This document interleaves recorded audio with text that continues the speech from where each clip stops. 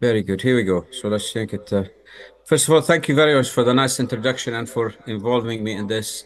Sorry I couldn't be with you in person as much as I wanted to, but hopefully next time. So my task is to talk to you about breaking calcium coronary arteries, something everybody now is facing because of the elderly population we're treating and the comorbidities, etc. These are my conflict of interest. Now, what I'm going to try to do is just talk about the effect of calcium, how do we detect it, and the devices and treatment for that. And I'll try to go through this quickly because it's a large subject, and most of you will be familiar with how to deal with calcium, but focus on the more advanced technique that we are using currently. We know that the calcium is becoming more and more prevalent, as I mentioned, aging population, comorbidity, and the calcified lesion are the highest risk lesion because during the procedure it's really hard and difficult, and you have to use more advanced equipment, which exposes to more complication, and the longer term outcome is even less, again, because of the effect of calcium. So basically, it impairs the stent delivery, decrease the stent expansion, malopposition, and we all know these are all factors to cause long-term effect, and also increase the procedure complication and the rate of stent thrombosis. So it's really important to make sure that we prepare the lesion very well to allow us to deliver the stent. If you are using a stent or a drug-eluting balloon, regardless, you have to make that. So when you prepare it very well, that facilitates the procedure success because allows access to the lesion with all the equipment what we want. So, and when you modify the plaque and the calcium, that will change the artery compliance and reduces the vessel trauma, because if you haven't modified the calcium, you're going to go with higher pressure and more aggressive, and that might cause damage to the vessel.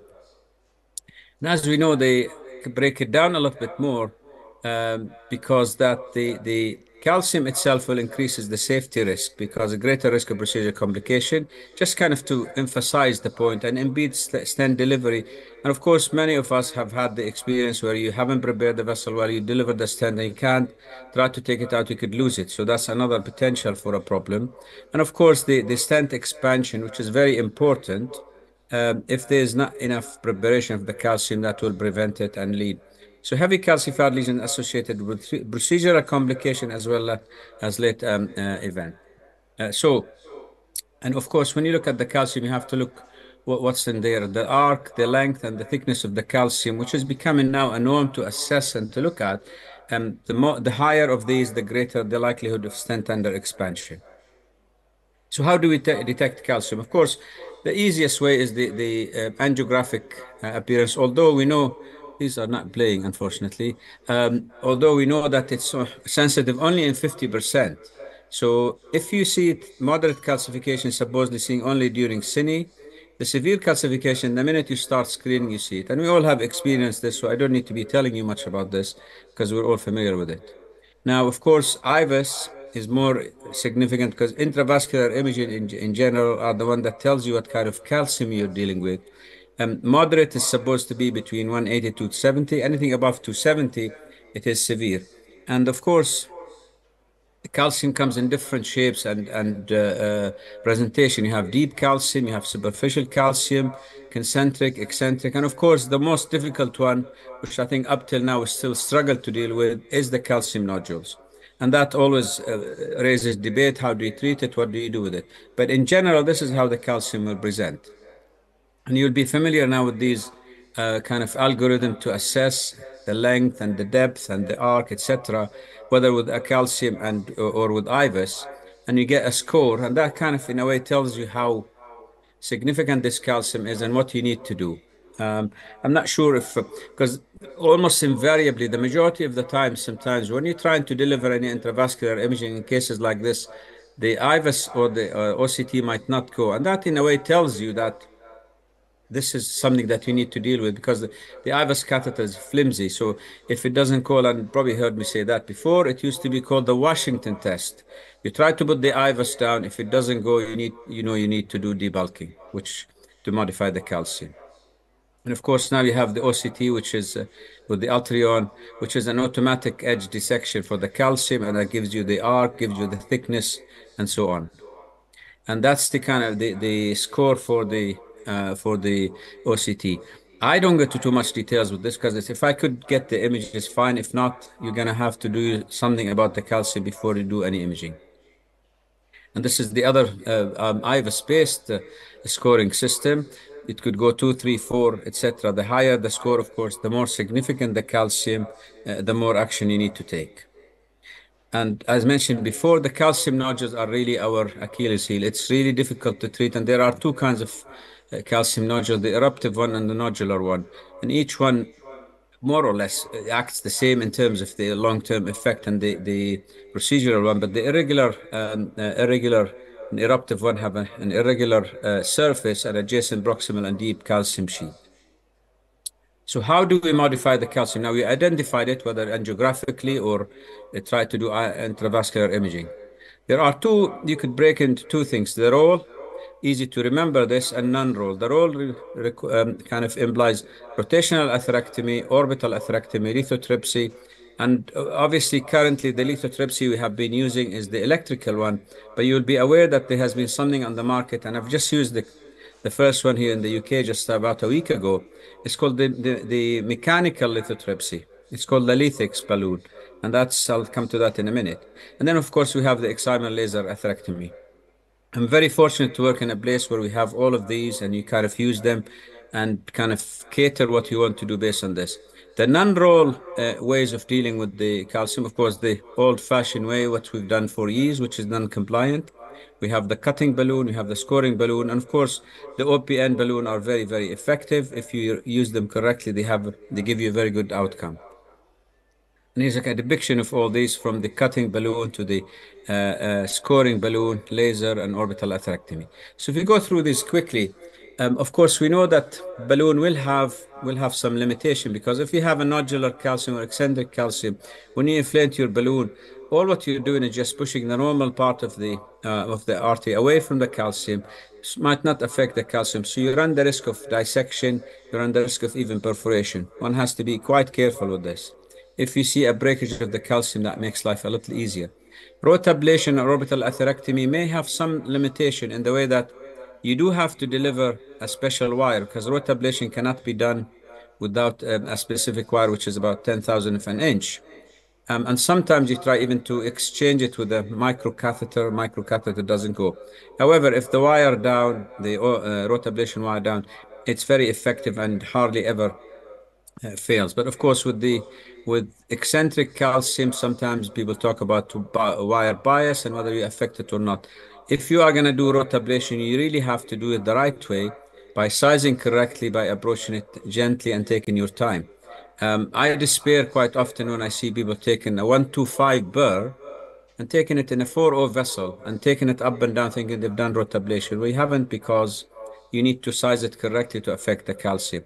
Of course, you can do rotablation or orbital atherectomy if you have a second wire. Important to make it. And they still have their problem in terms of distal embolization, no flow, and so on. And this is a depiction of the, or have seen it. This is the old rotablation. It works by two ways: differential cutting, where it cuts the calcium in the hard tissue and deflects away from the elastic tissue, a normal one, and the orthogonal displacement. The analogy that makes you remember how the orbital or how the rotablation work and the orbital to that effect, it's like when you shave your beard with a blade. If you're using the blade properly, you cut the hair, you do not cut the skin. Any little glitch or not paying attention, you could cut your skin easily. And this is exactly what the rota will do. And the second one is the orthogonal displacement, because if you try to take your ring out, if you pull it out, it doesn't. If you rotate it, it'll come out. And this is how it advances. And this is the effect of rotablation. Minimizes the vessel stretch, of course, and elastic recoil. It creates a decent, as you key on the lower part here on the right, it creates a nice and kind of smooth vessel, eliminate vessel trauma, and shaves the calcium dramatically, and allows you. Here comes the orbital atherectomy, which has been on the market again for a few years now. And this is how it appears. It's got a crown, which is a little bit eccentric, and they have some 10 micron exposed diamonds, and it rotates exponentially. The height, it has two speeds, 80,000, 120. The higher the speed, of course, of the 120, the bigger the lumen it can create. And this is easier. This is how you see it in here. Very similar to rotablation. However, it's a little less, um, what's the right word? It's like a sanding of the, and you have to take your time. You have to go slowly through the artery, allow this crown to go to the artery, and shave this calcium slowly. And often, sometimes it takes a little bit of time after you do the orbital and use higher pressure to be able to break the calcium, but it does affect it. And I found it so far with the experience, and many people are saying the same. That's probably orbital atherectomy. Intuitively, this is right. It's probably the better option for calcium nodules. Of course, anything can work, but this is probably seems to be the most effective just by the definition how it works and how it affects the calcium by shaving it. And also, there's a theory that with this movement, it has a little bit of jackhammer effect, so it breaks the deep calcium. And here's a depiction also how quick if you go to higher speed, you could create a lumen up to 3.5 to 4 millimeters square. The other one is the laser atherectomy, and this is, in fact, actually, this used to be the old mechanism. Now it's been studied a little bit more, so we've changed our understanding of how laser works. And these are the mechanism of action: light pulse, which is ablates the mixed tissue; sonic wave impacts the hard material and changes the vessel compliance. It could break the calcium very well, and the vapor bubble. And we see these forming and collapsing, particularly when you use contrast. If you use contrast with laser, you could generate up to 120 atmosphere in the artery. And 120 atmosphere, if people using IVL generates about 42 atmosphere. So you could see the impact. Of course, you have to use it in the right place and you have to have the experience to use contrast with it because it's not licensed to be used with contrast, but it's very effective. And of course, you have to use it slowly. This is why we still say saline flush because that's how it's licensed. But when you have developed the experience, you could use it with contrast and have a very good effect and very good result. Razor BCI, this is where you have, and probably 1 to 2%, you might require two modalities, particularly if you're unable to pass the rotor wire. You could laser on any, because laser can be used on any angioplasty wire. Then you could deliver the rotor wire and get rid of the calcium. And laser grenade, this is what I mentioned about the contrast. This is a cutting balloon. We come to the non-roll. Cutting balloon have, as you saw, excuse me, as you know, have three atherome on them, very small blades and it's important again to know how to use them. You see people take a cutting balloon and go in quick and inflating it. That does not allow the blade to open up because you need the blade to open up and cut through the calcium. And of course, one of the most important thing to do when you deflate the balloon is to move it up and down so you really cut through the artery. And the other one is to inflate it multiple times by rotating it slightly so the blades could go from one side to another. And this has been published and has been shown to be more effective. Some people are doing up to 5, 6 inflations by changing it and also do the cutting, i.e. moving it up and down. And it's really effective. In my practice, I don't use cutting balloon very often. In calcium, I go for debulking or laser, or I mostly use cutting balloon in instant restenosis where the fibrosis and so on, or in subintimal hematoma. They are a little bulky, higher profile, but if you pre-dilate it with a non-compliant balloon, you should be able to deliver them. We come to the angiosculpt, which is the scoring balloons. There's the angiosculpt or there's the scoreflex. The scoreflex has a wire on the side of the balloon, and now there has been 2 or 3 new ones which have a different 3 wires around the balloon. And the angiosculpt have this metal mesh or nitinol mesh rather around it, and that scores through the artery. It is a little bit higher profile, but I find it also causes less dissection, and I use it frequently, particularly in a kind of moderate calcium, or if you're doing bifurcation and you don't want to dissect the ostium of the branch. So are really very good. But as I said, the delivery, the profile is a little bit big. This is how they could affect the artery, and you could see the OCT images because they do work and they do have an effect on the artery. What about IVL? And this become really very very prevalent now because as we saw, rotational atherectomy, orbital atherectomy. There is a technique. There is a little bit of kind of learning curve, and there is a little bit of experience to be built. While IVL is really a balloon. If you're able to deliver it, You could deliver the energy and affect the calcium easily. And multiple different mechanism of action and focus lithotripsy and electrical energy, as you could see in here. And it works hard and hard, but soft and soft, the same as most of the calcium modifying technique. And it causes fracture. These are the mechanism of fracture, multiple mechanism, micro fracture, and sometimes very visible fractures, and affects the deep calcium. As I mentioned before, it generates up to 42 atmosphere in the coronary artery when you're delivering the pulses, in comparison to 100 atm or 120 in the laser with contrast. And this is more microfracture, as you said. You could see it on OCT and sometimes on high resolution CT or microscope. So it does have advantages because the learning curve is very little. There's no learning curve. You could use it with any wire. You could use it with two wires, and important also to move it a little bit through the lesions. So the energy that comes from the emitter, which the balloon used to give us 80 pulses, now it gives us 120. So they're really quite effective. And of course, as you know, there is also the peripheral IVL now that we're using with peripheral disease. If you're doing TAVI or you're doing complex CTO, you want to go with bigger catheters. So IVL has come a long, long way to this. This is and again, this is just a depiction how the wave deflects from the artery and affects the calcium. Some images shows you the effect of the IVL. All have seen it, and OCT is very helpful to show you the effect on calcium very well. The calcium morphology, concentric circle lesion localization, and I think the IVL could be very helpful in left main stem. People worry about ischemia, which is a legitimate thing, but of course the delivery is about 10 seconds, but you don't have to deliver 10 seconds. You could wait and do it in less. And often if you're inflating a balloon, you always inflate it up to 10, 20 seconds anyway. So, and it has broad application, even including peripheral ones. So what about, this is the new mechanical IVL called Lithix. It's been licensed as IVL or lithotripsy, but mechanical one. And this is a non-compliant balloon, as you can see here. And it has those small hemisphere. It's called stainless steel.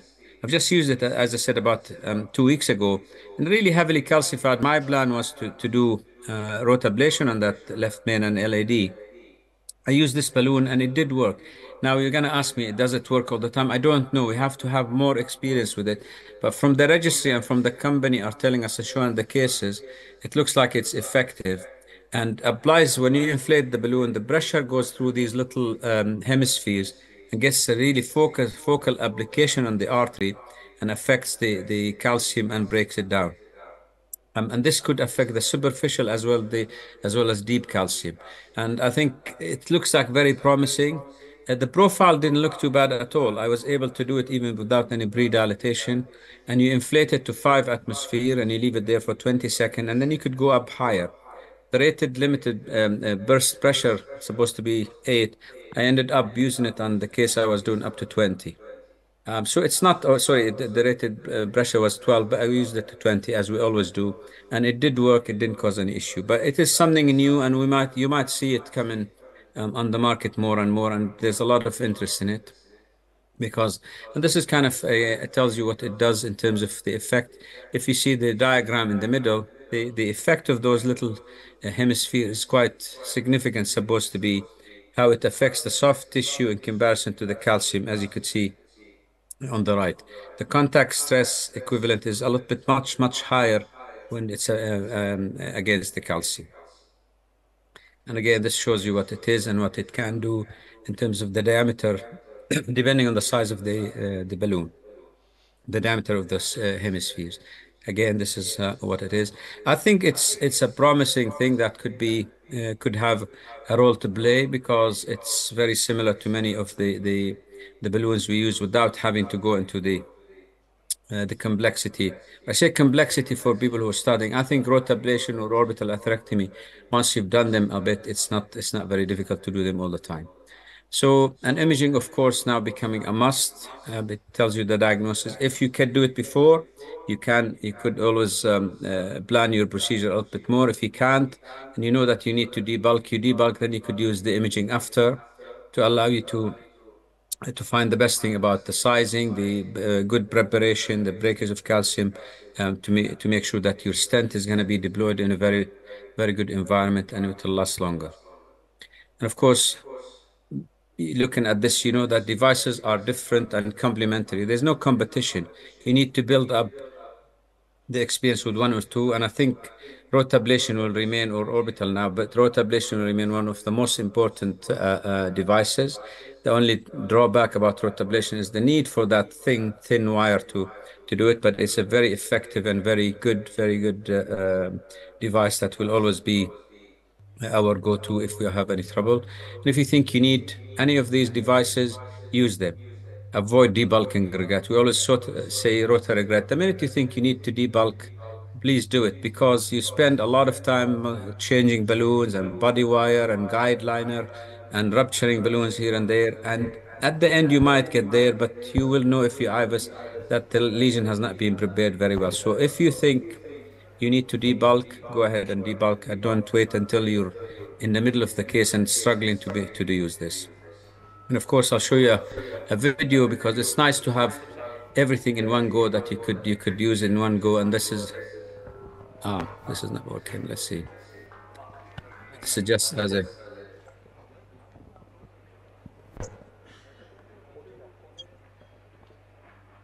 That's what would be very good for calcium, having something that you could manipulate in different way to allow you to do what you want. And with this, I would say thank you.